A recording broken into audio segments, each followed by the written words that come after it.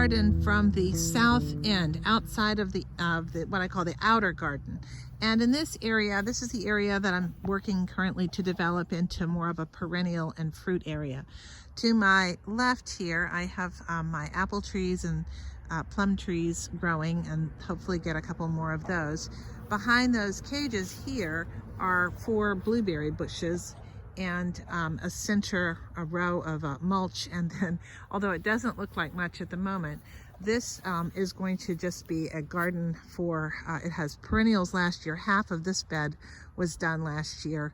And then I had just put bales of hay there early in June and just let them sit all summer and begin to rot down. And you can see that now underneath is a very, very, very rich bed. And I will be planting into this. Underneath the earth, most of the things have died off. Or at least under the hay.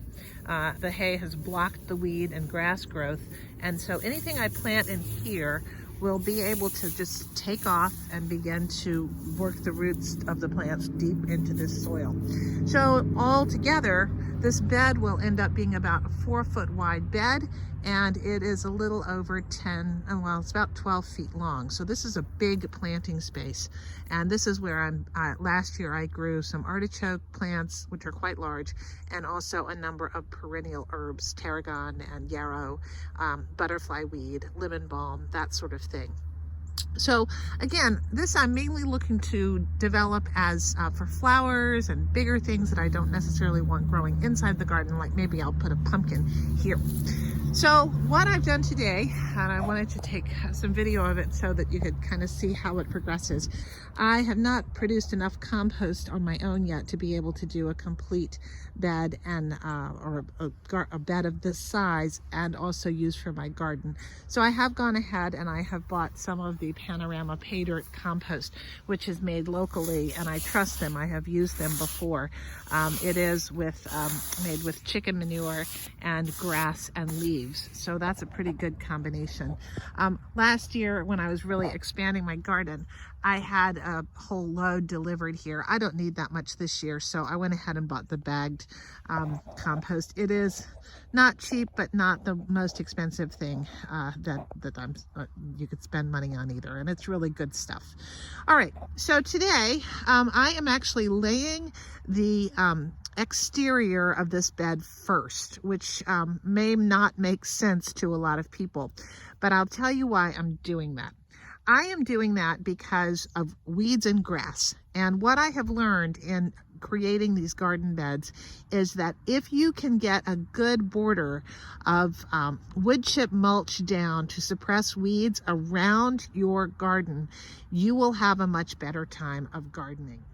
My very first year when I expanded my garden in the year 2021, I put down the fence and I had beds on the inside, but the grass grew right up to the edge of the fence, and it just became such an impossibility to try to keep it mowed, to try to keep the grass from seeding and creeping into the beds. So over that winter and that year, I began getting smart. I began laying border planting beds on the outside, because why not? And then I put a boundary of a mulch path all around the exterior. That is a wood chip path, and I lay it down thick. So what I have done on this other side here, I have completely wood chipped it down the whole length of the pathway. It's going to be about a 2.5 foot wide path, which seems wide, but actually with the kinds of things that I'm growing here, it will fill in and actually grow over. That was one of the problems we had with the bed last year, between the bed and the blueberries, why I put that big wide mulch path there. It just became impossible to weed whack or to mow. So I first laid the cardboard. First thing I do is, with my trusty weed whacker, yay, I trim the weeds really, or the grass, as far down as I will go. Notice that I save the grass clippings. That's because that's going to become part of the new garden bed. It's really nice, rich stuff for worms. This particular bed, I'm going to be doing an I might end up doing it in a couple of different styles, but I'll show you the whole way. So the first things, the cardboard gets laid down thick. You want to make sure, I took the boxes and they are double layered, and you want to make sure that you are overlapping, having a good overlap of the beds. The most important thing is lining up this edge on the side. I'm going to probably fill in that one to make sure that it's nice and straight, because again, I want to be able to mow the edge of this and trim it with a weed whacker so that I can keep the weeds and the grass from encroaching in my beds. All right, so you put down the cardboard and then you just begin bringing wood chip in, piling the wood chip up on it. I would say I pile it about 4 inches thick, making sure that it's nice and covered. Any old wood chip will do. I suppose I wouldn't choose to have walnut on my walking pathways, especially if I knew I was growing any kind of nightshade nearby. But this is just ash tree wood chip and mixed wood chip from the power company. I am about to finish up the work that I'm doing today, which is just going to be to mulch the rest of this path. Tomorrow I'll be starting to set up the actual beds using the compost.